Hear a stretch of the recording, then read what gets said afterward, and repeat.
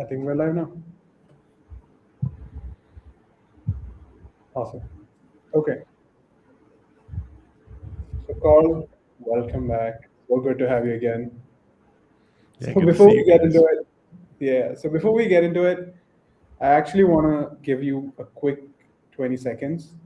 Because for anyone who's watching that hasn't like come across your stuff yet, who are you and what are you building right now? Sure. Yeah, my name's Karl Hughes. I run Draft.dev and the podcast consultant, two niche marketing agencies is the quick way to say it. Draft.dev, which we'll be talking about more today, I'm sure, is a content marketing company that exclusively works with developer tools. And I started that about 6 years ago. Before that, I was a software engineer and CTO. We can kind of talk about that more if you want. You guys want to jump into the origin story, but so what we do primarily is help very technical brands that want to reach software engineers do that through content, usually written content, although we do a little bit of video. Most of our clients tend to be Series A or larger, who are ready to kind of scale it up and do $10,000 to $15,000 a month worth of content. So it's a fairly high bar to get it to kind of get in at this point. We've worked with some really awesome top tier dev tool brands, everything from Docker, Red Panda, Cloudflare, Auth0, and Okta. I don't know, like all the big names you can think of. We've probably had at least some project with in the last few years. A lot of our clients today are looking at AEO as a big part of the goal. And so we've been doing a lot of work in that space lately, but SEO has always been a big one, and as well as just ongoing product marketing. Awesome. Yeah. So, Carl, I think we have talked before. So, this is not our first meeting. But so I want to do something that we didn't talk about last time. I want to go way back to your beginning. Like, since you mentioned your origin story, I want you to take me actually to the very beginning. Where did it all start for you, especially with Draft.dev? Yeah. So I came out of college. I won't go into all the details, but I came out of college realizing that I didn't want to work for big companies. I wanted to work for startups. And at the time, internet startups were the thing. It was kind of like there was a lot of attention being put on that. I think Facebook had just gone public around the time I graduated from college, and so there's just a lot of attention on that sort of business. And so I learned, I studied engineering. I learned to code on my own for web stuff, and then I got. I got a job at 3 different companies in a row where I was one of the first, if not the first, engineer. So it was a really good way to kind of sit right next to the founders as we were building an early stage product, go through fundraising, go through hiring, and see the whole journey of like companies going from the very beginning to team of 30 or 40 people. And so that was my sort of background before Draft.dev. What happened during in 2020 was obviously COVID hit, and 2 things happened. The company I was working for at the time hit it was in a bad spot with their funding. They were a funded startup and they needed to raise money the exact month that COVID started, which was just a very uncertain time in the Yeah. world. So unlucky timing there, right? Yeah. And at the same time, there was an increased interest and demand from developer tools companies to have more online marketing digital presence because you couldn't do in-person events and meetups anymore. And so the 2 things happened at perfect time. I basically ramped down with this startup that was started to, kind of fall apart and get sold off, and then ramped up Draft.dev in the same year. So 2020 was definitely a big year of transitions and uncertainty, but it felt a little more okay then than I think it would have any other time in my life because the whole world was just uncertain. At first, when I Yeah. started Draft.dev, I thought like, this will just be something I do until COVID gets normalized, and then I get a real job again. But pretty quickly, within a year, I was like, okay, this has legs. Like I had a lot of interest. I was selling a lot of deals, had a lot of clients, started to hire people. So I kind of knew within a year I got to stick with this, and this is probably what I'm going to do for the next several years.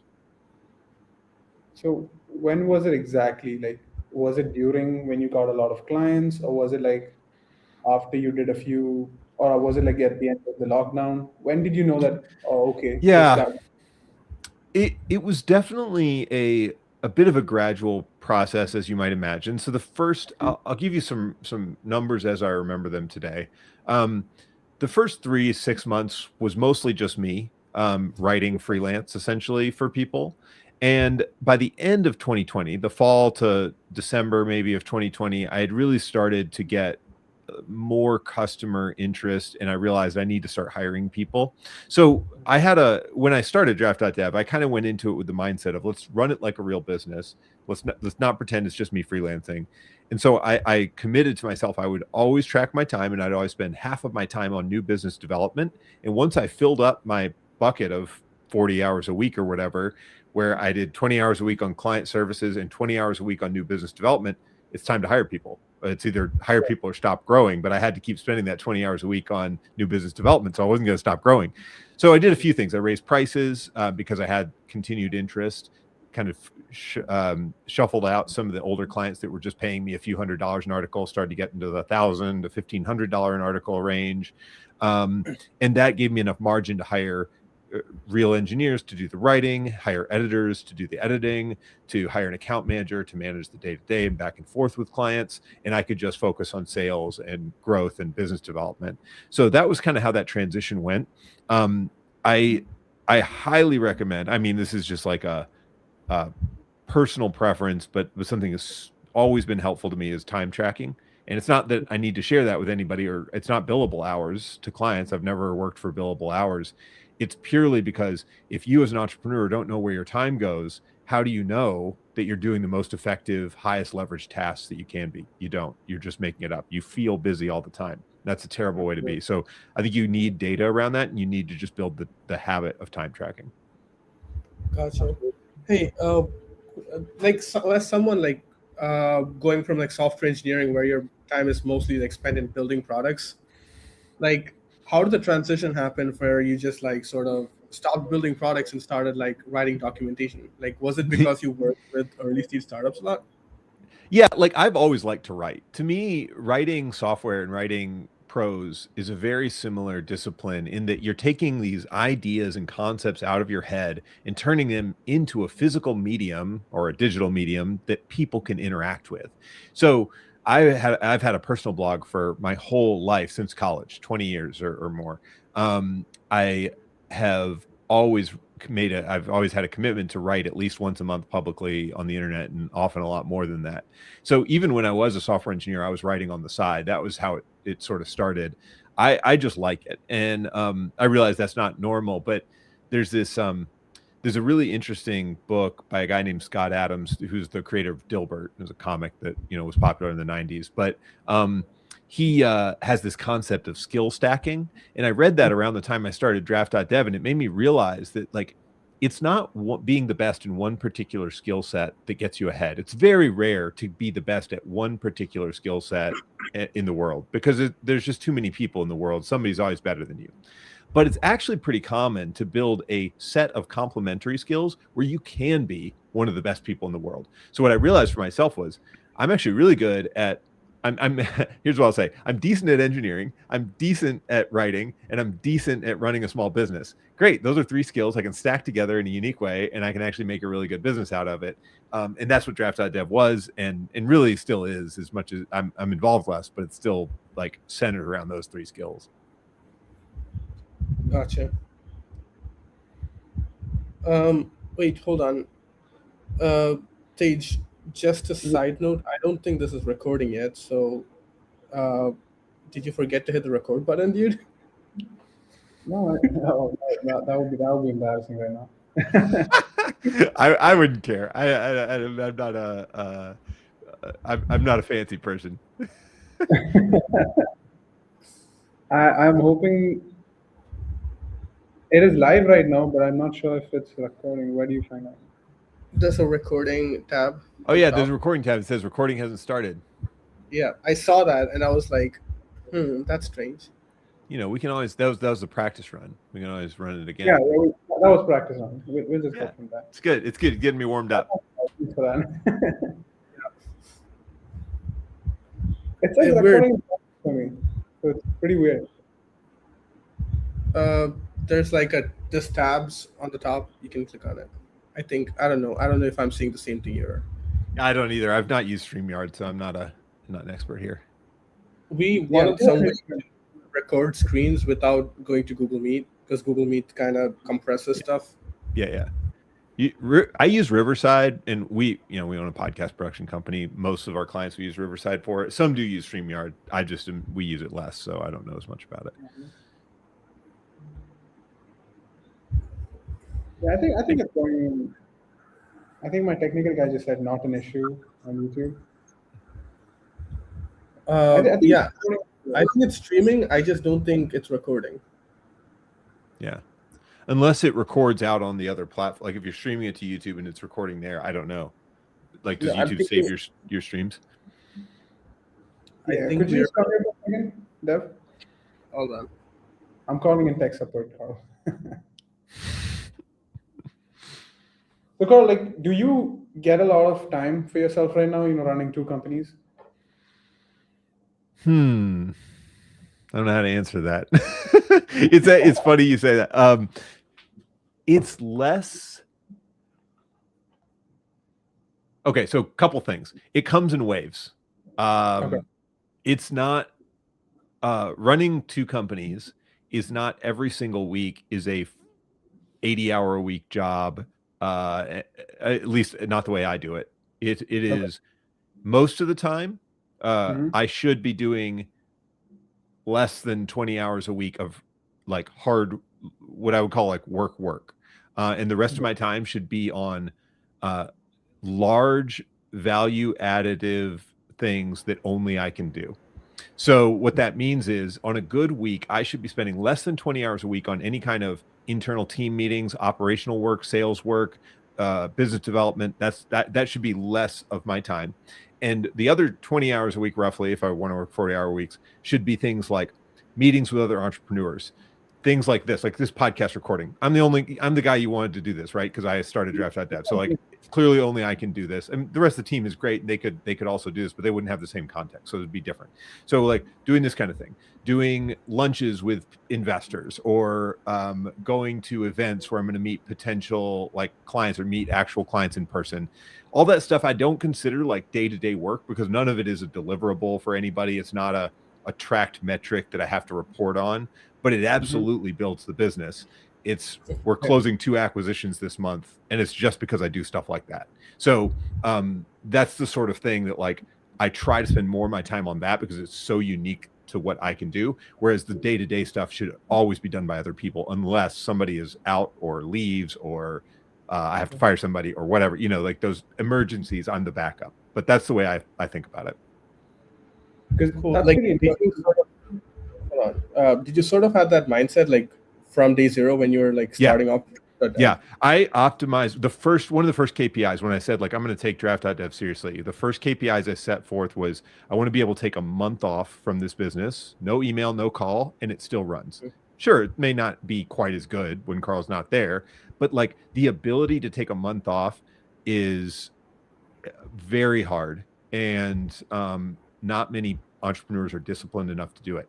But I did it by year 2. My second son was born, and I took a complete month off, unplugged from the business, didn't answer a single call, and it was still there when I got back. And here we are 6 years later, and it's still there. So like, it's possible. Now, again, not everybody wants that. Like a lot of people, they want a startup that requires them for 10 hours, 12 hours a day. They get really jazzed about that. But what I've realized is running a service business like Draft, you don't get rewarded for just putting in more hours. You get rewarded for building a business that's resilient enough that it can survive without the founder. That's where the real end goal is here, is cash flowing business that I could sell someday to someone else, and they would be able to just take the keys from me and run it. It wouldn't take a bunch of Carl training them, or Carl being the sales guy, the handoff for 3 years. Like, anyway, so it's optimizing for a different thing than maybe our clients that are venture funded startups are, which I get. That's a different business. But it's good to know what your business is and how you will get rewarded for it, and optimize for that rather than try to like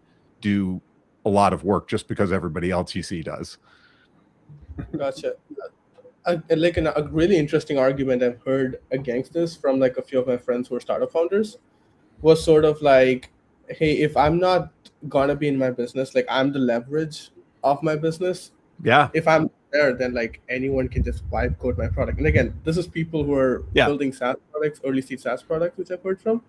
Yeah. So like, what do you think about that? Like a lot of people just say, hey, if my business can be done by someone else who with like less experience or like and I can like train someone else to do it, what's stopping them from just doing my business, right? Yeah.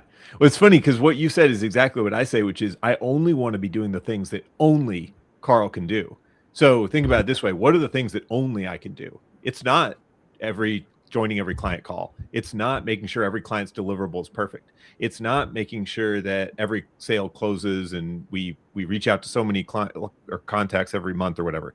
The things only I can do are acquisitions, mergers, hiring key leaders. Those are that's the leverage that I really get, like building networks with high value people who can refer us business down the road.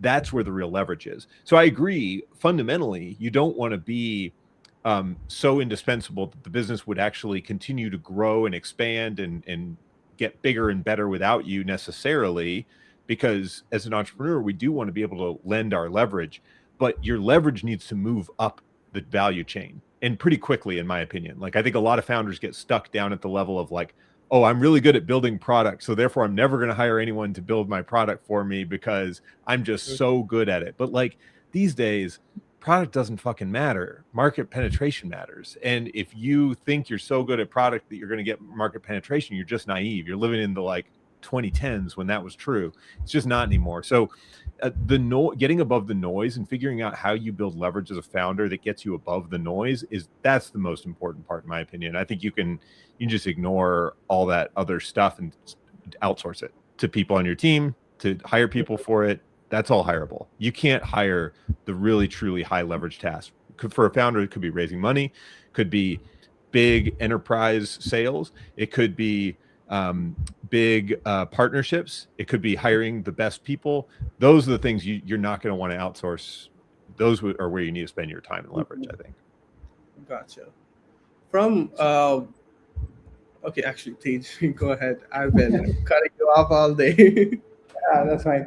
So the thing is, like, is this actually one of your base, like maybe foundations, I would call it, for I've been like reading about your entrepreneurship through acquisitions thing, like when we were doing research about you, like after our first talk. And I think that has like really been a game changer for me, the way I think. Because honestly, I used to believe that all your focus should be in one business and nothing else until your business is like sold, probably. Because that's the only way that you can make a business work. And I think it's because a lot of the gurus that I thought were like telling me and teaching me, all the content I was consuming was like pointing towards a direction. But like, yet here you are with two companies thriving, making good money out of it. Right. Now the thing is, more than making good money out of it, you're helping a lot of people, keeping good quality product. Like, how do you do that? Why acquisition through? Entrepreneurship through acquisition. Why that concept? Yeah. So you're totally. Here's what I'll say. You're not wrong when people tell you should focus and have one business and take it all the way through to an exit. You're not wrong. That's a pathway. That is one way to do this. But you can also find 1,000 counterexamples of entrepreneurs who have had multiple businesses running at once or started at once. It happens all the time. I'm not saying it's always the right choice. Part of it for me is looking at the start with the end in mind. So in other words, I own service businesses. These are not high growth tech businesses that will sell for $100 million. Just objectively not possible. They don't create enough value to be worth the amount that a company like some of our clients have gone off and IPO'd or sold. We had a former client sell for $500 million like this year to another company. My companies will not be that, unfortunately. I'm not on that path. But what my companies are good at is cash flow for time. So in other words, I should seek to maximize my cash flow and minimize my time spent in them as much as is reasonable in order to reap the rewards today, because they don't have big exits. Service businesses, like the ones we buy, exit at 2 to 3 times their annual earnings, essentially. So if the company netted $100,000 a year, we would pay $200,000, maybe $300,000 for that company if it's really, really strong. That's it. That's the way they work. That math does not change. No matter how cool the tech is, no matter how fast you grew, it pretty much just stays in that range.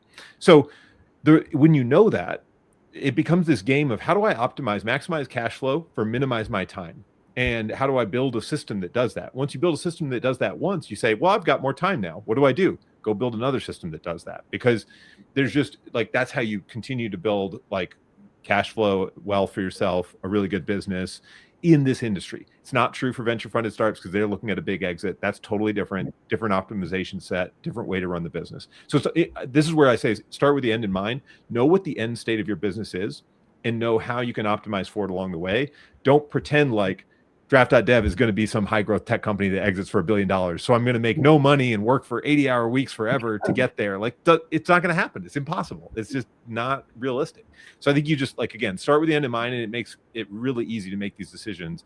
And so for me, acquisitions are a way to leverage the fact that I'm really good at operationalizing things. I have a lot of learnings from running Draft.dev for the last few years that allow me to minimize my time input and maximize my cash output. And I'm just going to take those systems and repeat them as many times as I can. That's an interesting point of view, because actually, go ahead. Definitely. It brings me to something really cool. Like, as you said, you are really good at like building and creating operational systems, right? And there's a lot of content out there about like just building and creating operating systems. How do you know what works before like your entire ship's on fire? You know, how do you like? It's funny you say it, because like the ship being on fire, they're always on fire. It's just keeping it contained. Like this is running a small business. My ships are always burning, man. Then nothing is perfect. Nothing is easy. It doesn't stop, Deb. I can't, I won't talk about all this publicly, but offline, I'll tell you all the ships that are on fire right now. It's always a mess.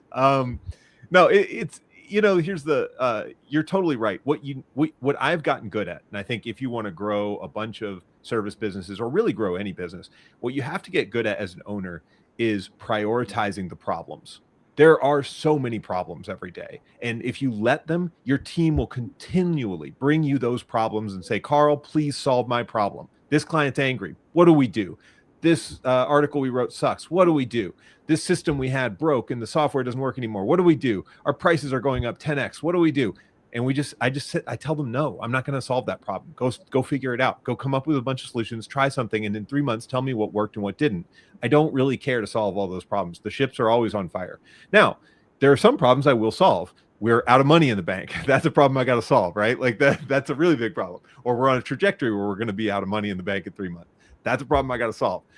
We have a key employee leave. That's a problem I got to solve. So there's like levels of problems that I will solve and problems I just will not touch. And that's where like discipline, understanding priorities, and getting used to having lots of problems come to you and just ignoring them. That's really important. Being able to compartmentalize that. And that's how you survive. Otherwise you'd just be stuck in the minutia all day.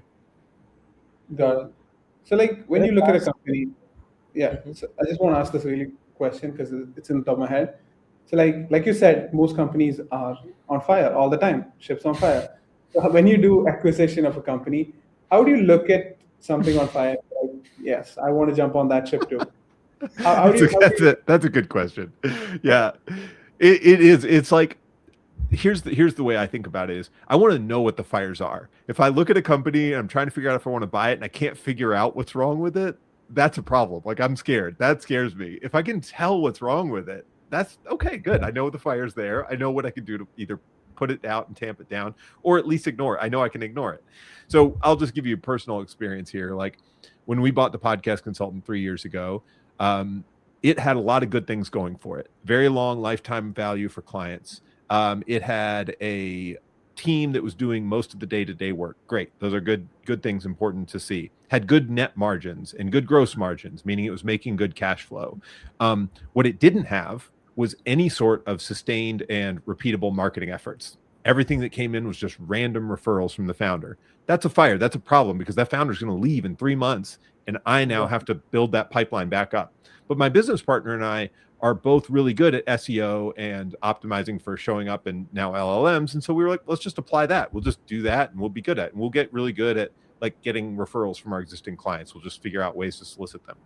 we knew how to solve those fires because we had seen those kinds of problems at draft.dev and we would solve for them. And so like, know what the fire is, and then know if you have an answer for it and a system for it. And if you don't, just be ready for a problem you're going to have to learn to solve. So we're buying one right now, has some similar problems. It also has some client retention issues is what I will say. And we are coming into it knowing that, and we're saying that's fine. There's ways we've de-risked the deal to make it still worth buying. And there's ways that we're going to improve operations post-acquisition that will stop some of that. And so we have a plan in place. Now, of course, it may change when we get in there and reality hits us, but like, you just can't be afraid of that. That's part of entrepreneurship, is just constantly walking up higher and higher ledges and taking a jump off and hoping you don't break your legs in the process.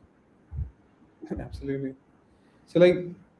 So when you started, I've noticed that you chose a developer niche, and I get like a lot of the thinking because you were in tech, so it was natural for you to come from Carl's writings to being serving customers like that.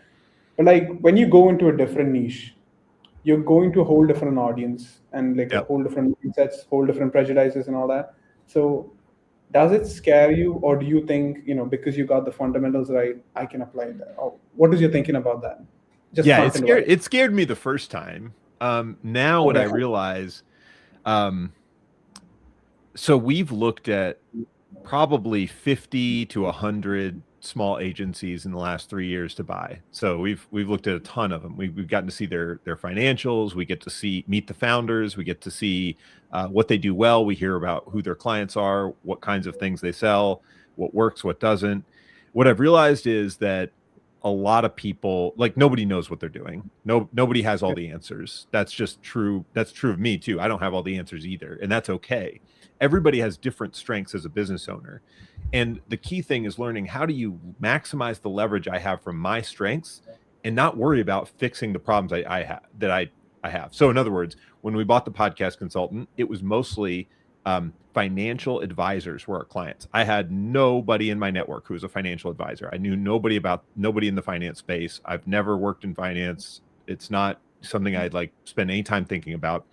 But I was confident that if we get in there and we start working with these clients, and the team's been doing good work, so they keep doing good work, I'll meet people. I'm like a really good networker. Like, I like to meet people. I'll go to conferences. I'll pick up the phone and call people. I will jump into sales calls and learn the lingo so that I sound like I'm one of them.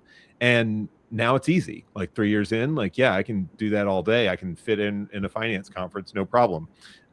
So I was just not worried about, like, I can be adaptable. I can learn people and I can learn to speak to anybody. There might be certain disciplines where I would avoid it because I just literally know nothing about the people in it and I don't want to learn it. Like, this is kind of a silly example. Like, I would not buy a company that does work with like automobile repair or something like that. Like, I don't know how to fix a car. I don't really want to learn how to fix a car. I don't care about it. I don't know the kinds of people who fix cars. Like, I'm sure it's a great business, but it's just not interesting to me. And like, I don't know where I'd start there. So I'm just going to avoid it. There's a threshold. But with, again, these white collar jobs, like, I don't know what these guys are like. They're just like me. They're sitting in an office somewhere. Like, they wear nicer clothes than me, but other than that, they're pretty much the same. So like, whatever, the people are people. So I guess there is a limit to me, but also it's about knowing what strengths you do have and don't have, and just leaning into the ones you have and figuring out how to make them work for the situation you have at hand. Got it. So like, since you mentioned conferences, something that I wanted to ask you related to that is, like, you talked about speaking the lingo, going to conferences. So this is something that I've been pondering over even in my business. It's about connecting with people, especially since we're an industry where dev tool companies come from all over the world. So if you want to be in a conference, apparently you have to be in San Francisco. That was apparently the... You got to be able to get there. That's right. Yeah. You got to take it one-way ticket to San Francisco and just live there. That's what basically everyone told me. Yeah. But like, my thought process was like, we're so chronically online, all of us, every single day.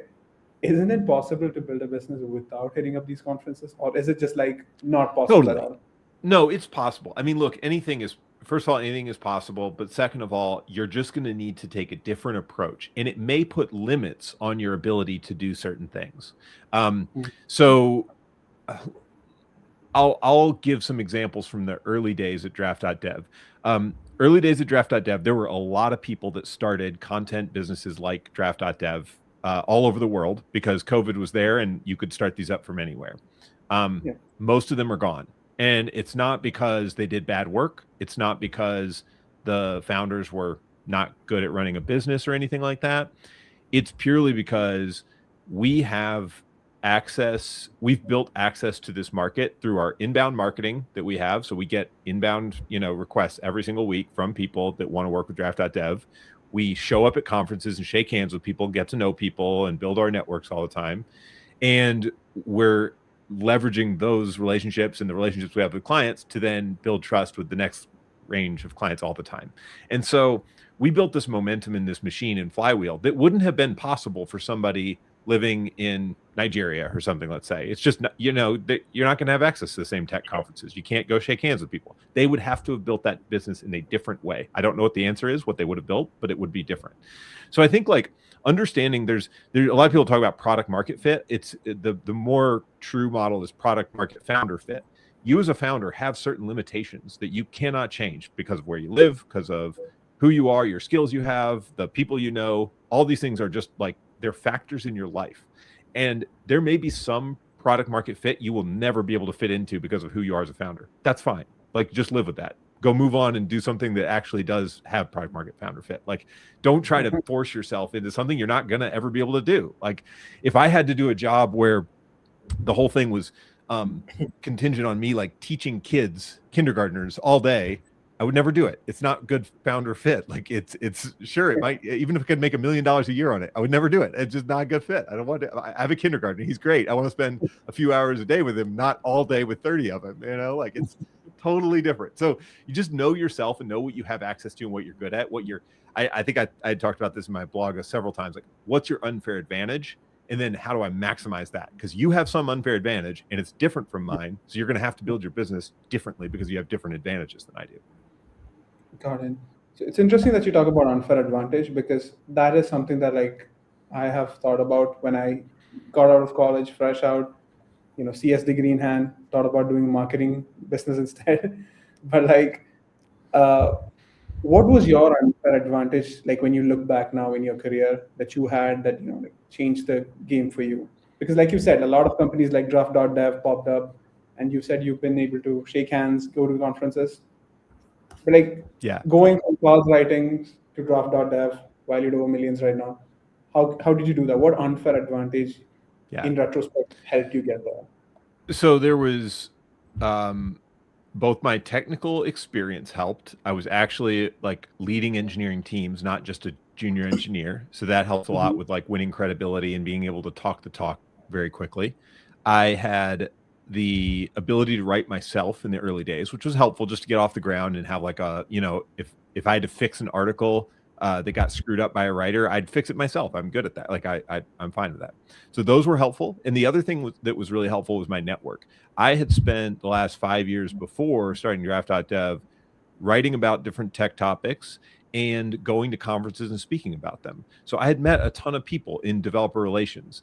And those people became the first companies I talked to as I went out on my own. And I approached all of them as like, look, we've met at a conference or I've seen you speak before.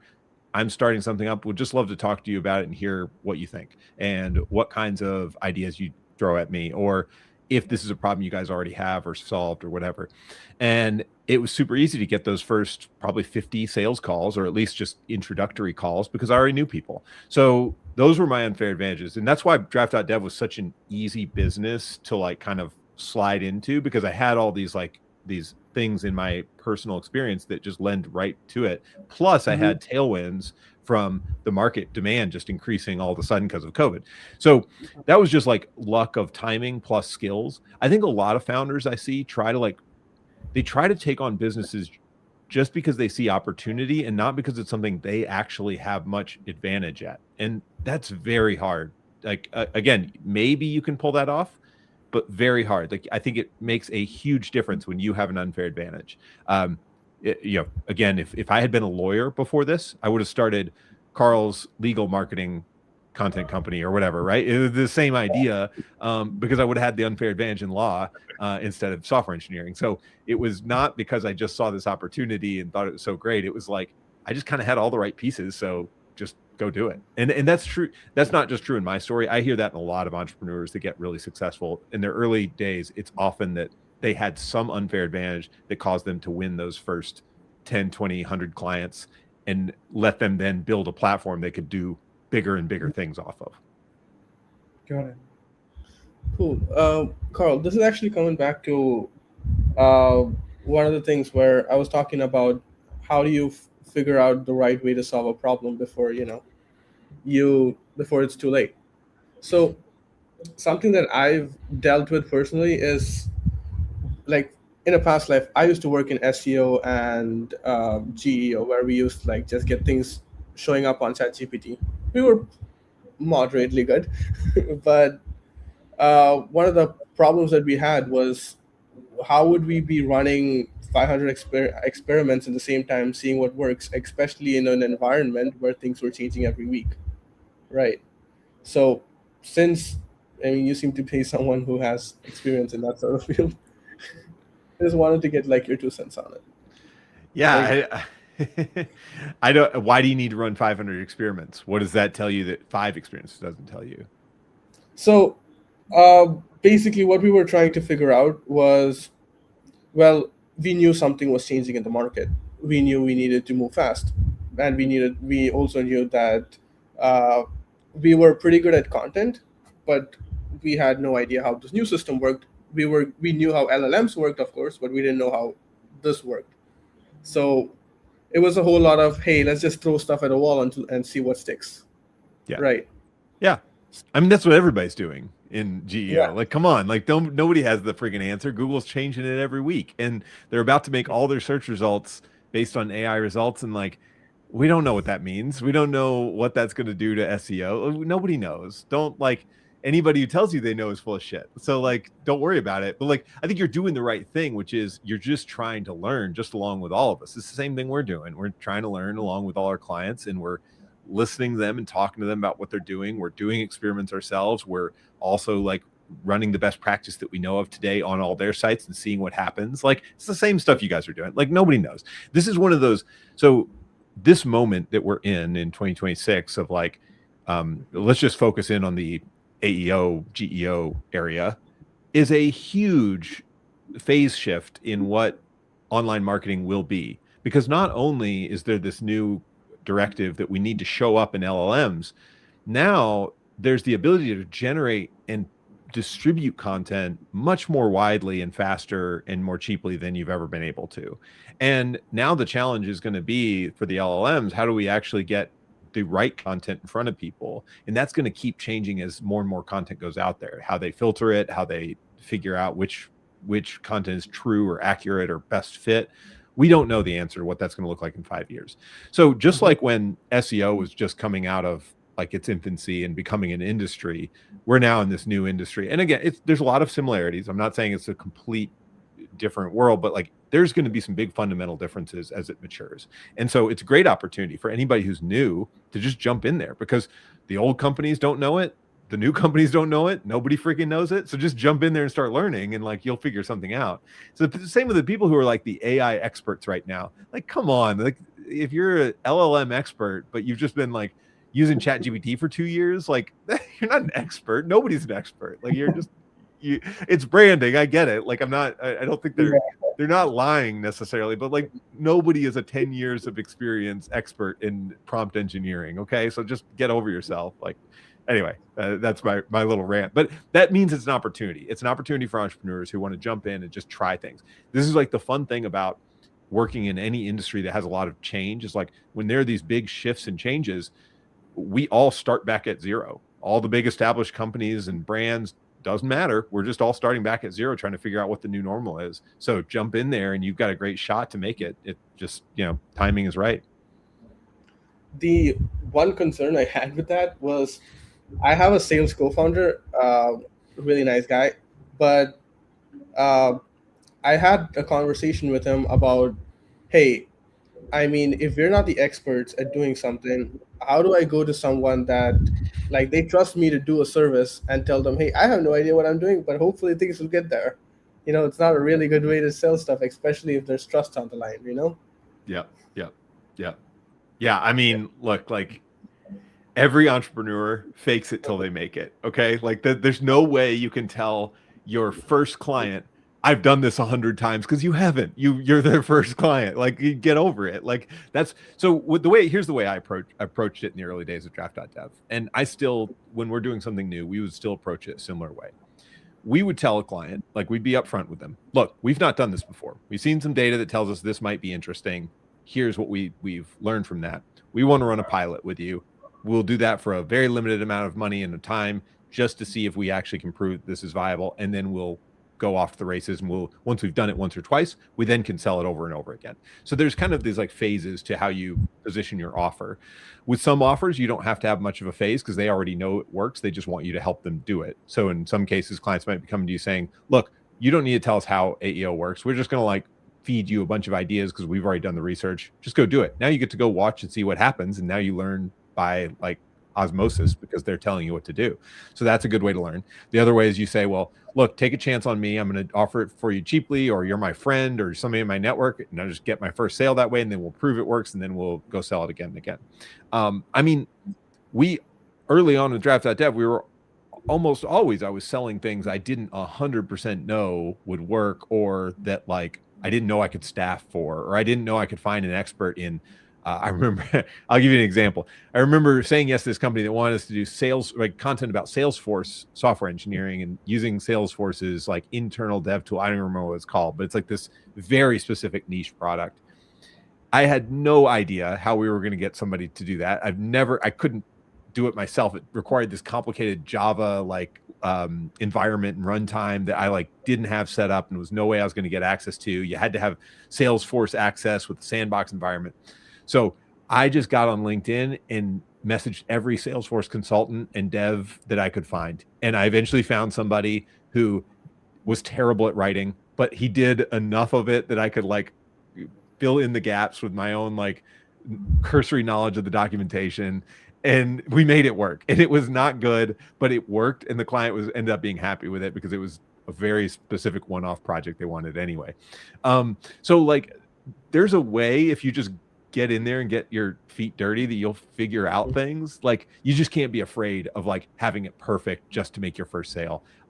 There's always the backup of give the people back their money. If you don't do it well, just say, I fucked up. Here's your money back. Let's move on. And like people respect that. We've done it a couple of times. It's like, yeah, it's just part of it. Like you're going to try things. You're going to have to be ready to fail, ready to give people back their money.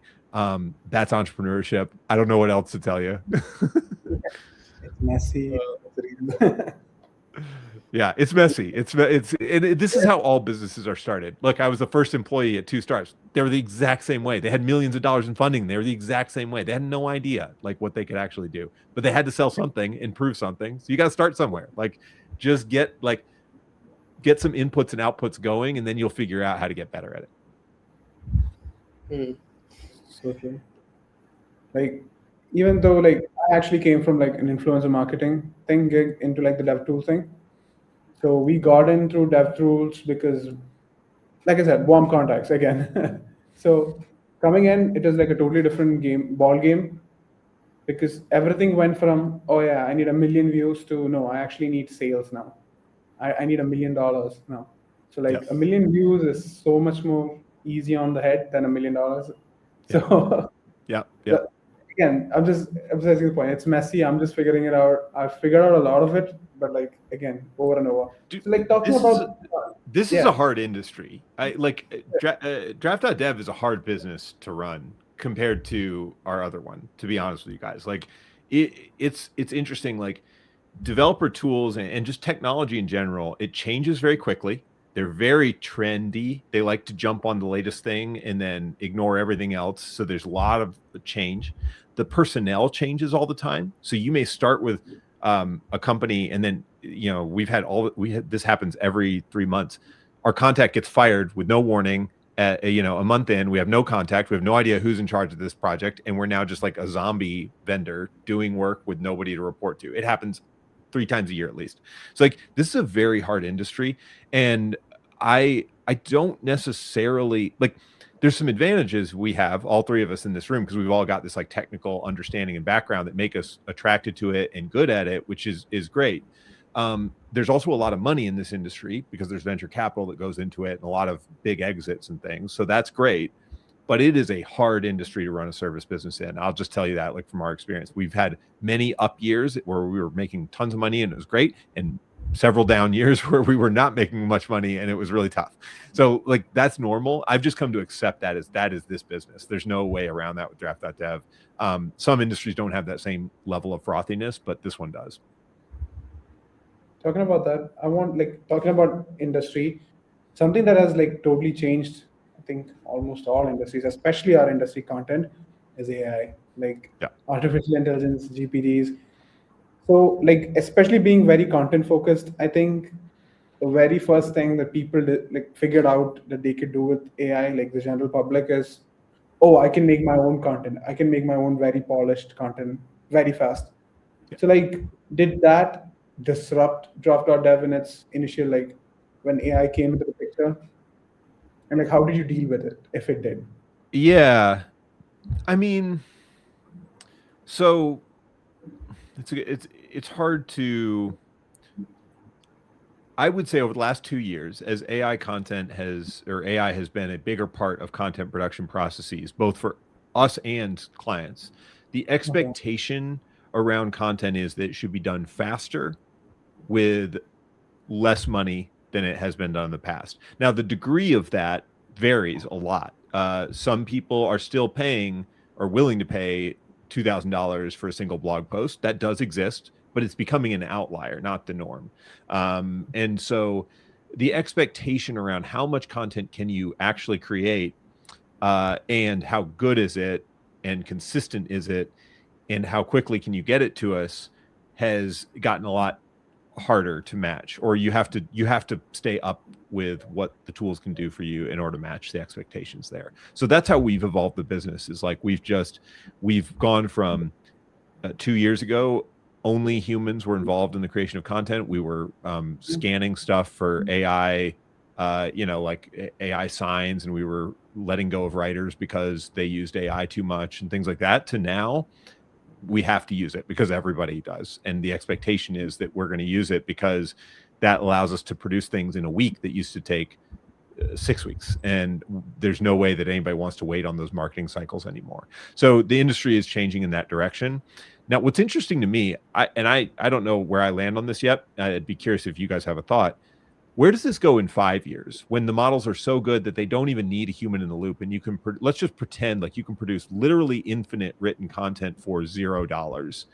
What is the value of content anymore when it's infinitely available? The hard part is actually getting anyone to read it or pay attention to it. And so then again, there's some the value will be in distribution, not in the content itself. But then what does that look like from a consumer standpoint if there's infinite content out there? I don't know, man. It's a weird world. I got no answer here. And I don't know what that's going to mean for draft.dev in 1, 5, or 10 years. I'm not sure.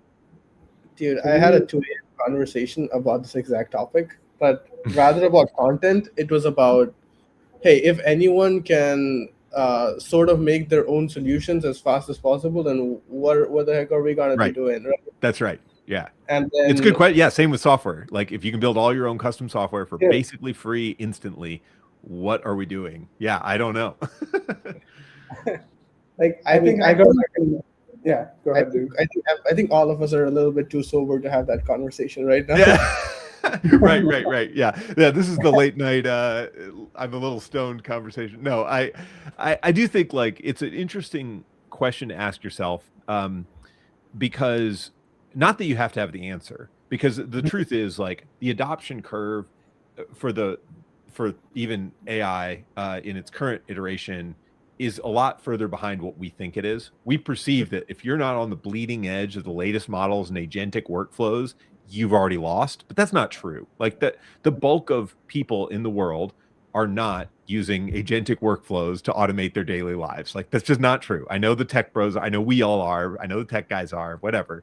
But you got to remember, there's a mass market behind those early adopters that are just now getting access to old models of Copilot. Like that's literally where the bulk of the industry is. Like my wife is in healthcare. She's just getting access to 3-year-old models of Copilot or 2-year-old models of Copilot or something like that. And they're terrible. And she's like, how do you use this AI stuff every day? I'm like, hun, it's going to be a couple years. You'll get it. You'll get it there. I guarantee. But like, this is just their industry slow. They're locked into these contracts with Microsoft around things. Like they're going to be slow at that. So like, I think this is true even of our clients at Draft.dev that are larger corporates. They have a harder time adopting this stuff and integrating it and really fully leveraging it because of the bureaucratic sort of walls in their way and structures that are already in place. So while I agree that's where it's all going, to this like somewhat agentic future or humans with AI in the loop, I don't know exactly, but like something like that, it's actually further off than we think. And it's important to remember that like your business is not sunk because today there's somebody on the bleeding edge who's automated it. That's always been the case, and that doesn't mean the main mass market is actually there. Yeah, and I think a lot of it is like the flaming ship problem. Like everyone's ships are flaming. It's what problem are they going to solve first, right? Yeah. And in a way, the smaller your company is, the more nimble you are, the more quickly you can change to the changing market. So it's actually like an advantage that we're a small company at Draft.dev. We're not like a massive organization, even if we're big for developer content. But we can change what we do completely in a year if we had to. Like we'd completely pivot if we needed to. It's like not out of the realm of possibility. If the demand shifts in a way that we can't currently make our business work, we will shift with it. It's just being a small company, we're going to be that nimble. Bigger companies are the ones that really struggle with that, and that's where we have the advantage, being under 100 employees or whatever. Anybody in that small size can shift a lot faster than somebody with 1,000 employees. No, I've been actually thinking about like what you said, like when AI can make infinite amount of content, how will it stand out? Like especially coming from video content, because on YouTube especially, I know TikTokers who talk about starting second incomes just by creating AI content. Yep. So I know how much AI content is being put out there. But the thing is, something that I found as an interesting opinion is when when execution is going to be easy, opinion and personality is going to matter more. Sure. Like in the sense, I think I'm talking about video content right now because that is my perspective. So like all these personal brands, like people that you follow because they are who they are, like all their quirks, their opinions, their takes on stuff. I think that is going to be the leverage. I'm not saying like in maybe 30 years when AI has personality, maybe then we're all fucked. But like till then, our personalities are gonna maybe keep the ship afloat a little more longer. Yeah. Because honestly, I feel like we would figure out a solution. Yeah, and who knows? And this, it's sort of like if you plopped somebody from the 1970s into today's world, they would be like, holy shit. They'd be so lost, right? Like somebody who worked in an office in the 70s in 2026, they wouldn't know where to start. Like the computer is a completely new thing. Cell phones, they obviously never had that. Like the internet and the idea of the internet, like just think about how much has changed in the game in that 50-year span. And that's probably the next 30 years. Like if we jump 30 years in the future, to your point, like the world will probably fundamentally look different than what it does today. That's not something to be scared of. That's just like how it happened. That's just what technology does for us. And so it's kind of like, as an entrepreneur, our job is not to build one particular business, or the way I think about my job is not to build one particular business that will work forever and never has to change. That's not realistic. The business is, or the challenge is building a business that's resilient enough or has the dynamicism enough to stick with whatever works and follow along with the changing times that we're all going to live in. And it's exciting to me personally. I get why it's scary to some people, but it's also very fun because it means you're not going to be sitting still just making free money for doing nothing. You have to constantly be learning and keeping up with things, and hopefully having a good time doing it. Absolutely. Emphasis on having a good time doing it. Right, because we don't want our lives to just suck all the time. I mean, part of this is like, you got to enjoy what you're doing. Otherwise, don't do it. Unfortunately, I've learned that too late. Like when I was coming up in business, I thought you had to suffer to actually make it in business. Yeah. Because all the content out there has been there. But you're Yep, absolutely yep. right. Like, I've, Yeah, I've gotten into this thing where like I have to buy back my time. Like Dan Martel, it's a book that he has, Buy Back Your Time, and yep. like Dev actually introduced me to it. So like it's been in my head right now. Like every single thing I do, I'm like, okay, I don't want this to end up like a high-paying job for me, where I'm just spending 12 hours. The pay is good, but like I don't want to Right. spend next 20 hours of my No. day doing what I call business. So Yep. I've been always Yeah, trying to buy back. there's definitely Yeah. these different levels of entrepreneurship. Like the early days, you're right. It is just like survival. It's like, how do I make enough money to pay my bills with this skill set? That's early entrepreneurship. Freelancers are doing that. Small agencies are doing that. And then eventually you get to this point where you're like, okay, I have enough money. Sure, I could work more hours and make more money, but like there's a finite number of hours and there's a finite amount I can charge. So at some point you start to realize that that's not actually the way that it goes to the next level. And now the new challenge is, how do I free up time while maintaining the money? So that's a really interesting problem to start to solve. And then eventually you're kind of leveraging your money to create more money. And that's the next level up there where you're trying to invest and buy things and stuff like that. But like, yeah, anyway, so I think it's good to think about how do I shoot for that next level, but you do have to go through the levels in phases. You can't just jump straight to the end unless you have some, again, if you win the lottery or something, I guess you can, but that's a different story. Absolutely. Do you think your mindset has been like a key factor in you being successful, or like has your mindset's evolution? I would say I don't think we have this constant mindset ever. Like That's this right. Yeah. evolution of your Yeah, mindset. mindset's huge. Like mindset and who you surround yourselves with are the two things, and those influence each other. So, um, I remember very early on with Draft.dev, I had a lot of friends in software that were kind of cynics, cynical people, just like always saw the negative, always saw what was wrong with the world. And as I was starting the business, like I don't have room for that in my life anymore. Like I can't devote the mental energy to this person who at lunch is just complaining for 30 minutes. It's just not worth it. And I just like started cutting those people out of my like keep in touch list of like, yeah, they're too cynical. Don't want to talk to them. Like, if they reach out to me, I'll say hello. I'm nice to them, but like, I'm not going to go out of my way to talk to a cynic. But that's gone even further now, where I am very particular about who I will spend any amount of time with. And I want them to be a big thinker. I want them to be somebody who's pushing themselves. I want them to be somebody who makes me go, oh man, like I could be doing so much more. Like those are the kind of people I want to surround myself with. And that, again, seeing those people, talking to those people, it influences my mindset of like, what is possible for me? What could I be doing? I think it is very naive to think you will be highly achieving and successful without surrounding yourself intentionally with other highly achieving, successful people. It just doesn't happen very often that you do that, because people will pull you down to their average. Yeah, there's that saying that you're the average of your 5 closest friends. If your 5 closest friends are all people who are stuck in day jobs and they're all really boring and they can't get out over their own, limitations, you're going to be really boring, stuck in a day job, can't get over your own limitations.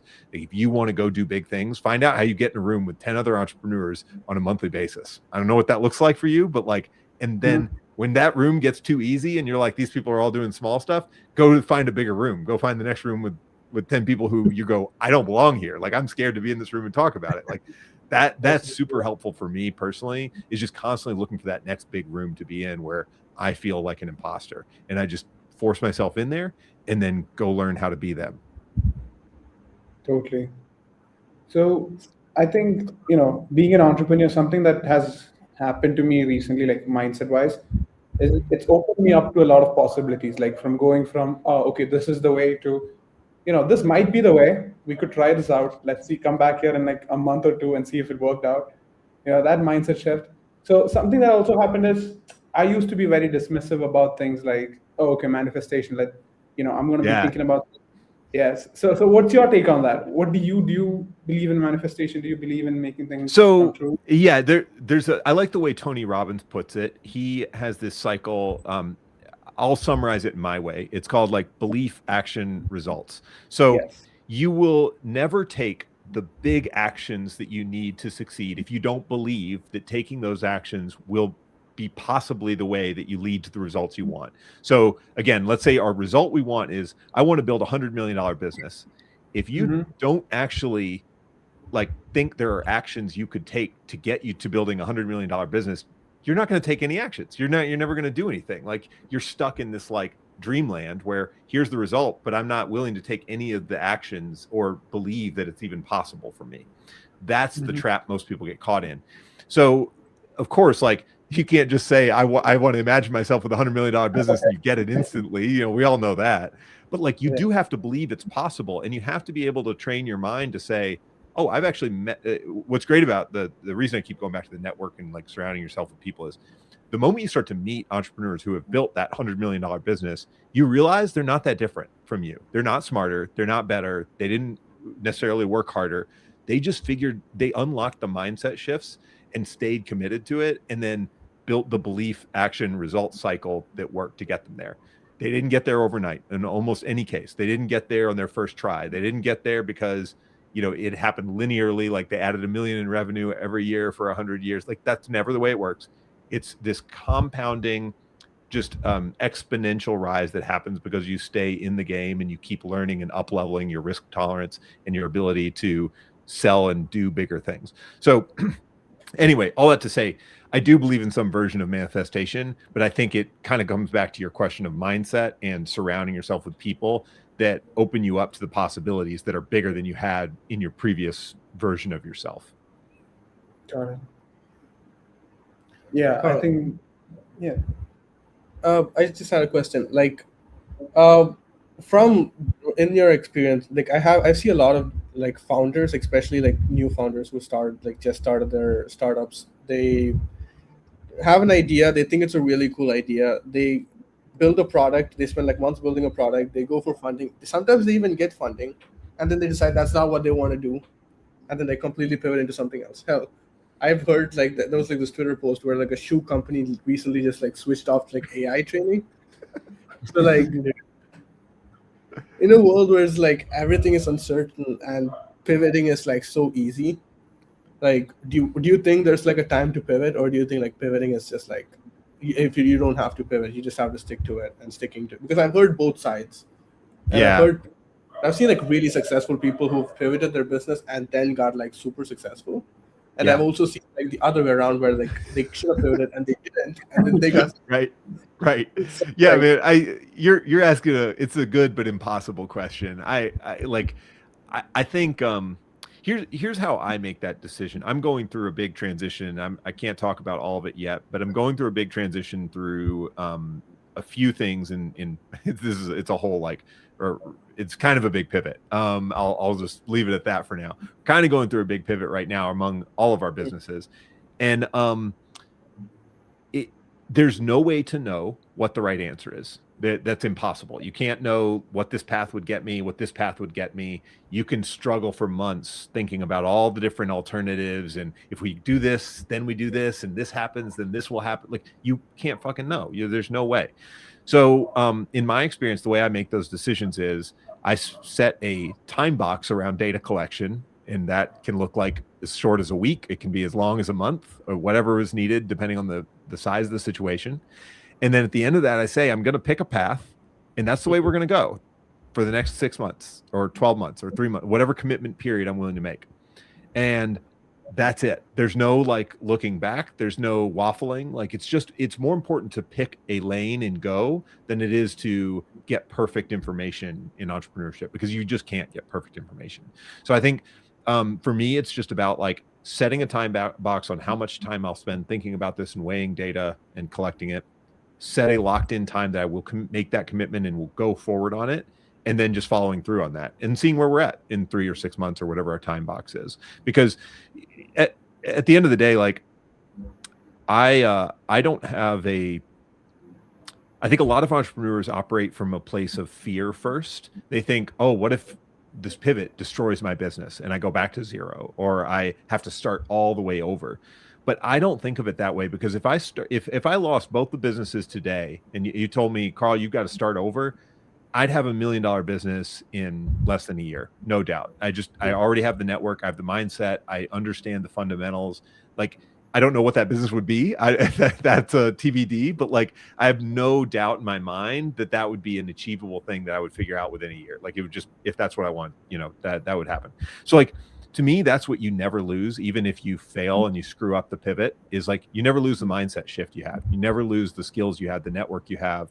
So don't worry about it. Like, yeah, this business might get screwed up and I might lose it all and then I have to start over. But like, you know, all three of us in this room, we're young guys. Like, we got a couple more shots at this. We can screw up a business here and there as long as you learn from it and as long as you are continually up leveling the sort of level of chances you're willing to take. Totally. So, Carl, I think we've eaten too much of your time today. But before you go, I want to like ask you a closer question, let's say. Okay. All right. If everything that you've shared till date, all your content, all your notes app on your phone, everything, disappeared tomorrow, and you only had the next 30 seconds to live one message for everyone in the world, call it your writing in stone by Karl Hughes. What would you want to say? What would that stone say? Oh, I love this. This is the message I give to myself whenever people ask me the question, like, what would you tell your younger self that you didn't understand 10 years ago or something like that? And so this is the thing I'll leave you with. Consistency over time will always win over short bursts of energy. So find a way to make whatever you're doing sustainable for 30 years, not 3 years. That's it. That's the whole game. And so I think about this all the time with entrepreneurship. It is riding waves every day. Every month is up and down, and it's hard, and it's a mental battle.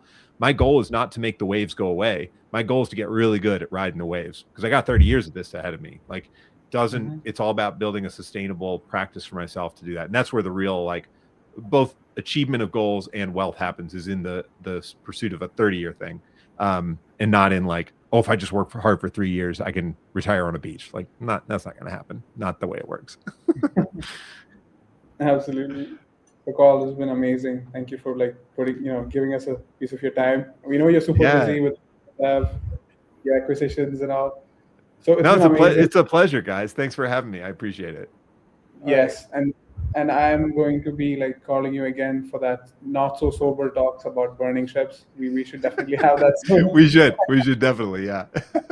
Definitely. So, Carl has been amazing. So I'm going to end the stream here.